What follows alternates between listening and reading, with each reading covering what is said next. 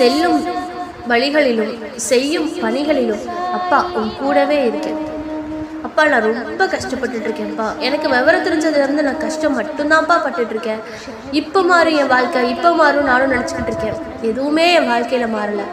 இனி வர காலங்களும் இப்படியே போயிடுமா அப்படின்னு நீ கேட்குற.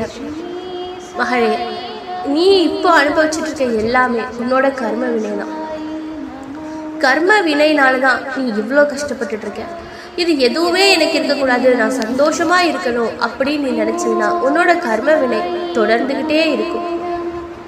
நீ இந்த பிறவையிலேயே உன் கர்ம வினையெல்லாம் முடிச்சு உன் வாழ்க்கையை சந்தோஷமாக வாழ்வு நீ அப்பா கிட்ட வரணும்னா சில கஷ்டங்களை நீ அனுபவிச்சு தான் தங்கம் ஆகணும். அதை நினச்சி நீ கவலைப்படாத. நான் உன் கூட தான் இருக்கேன்.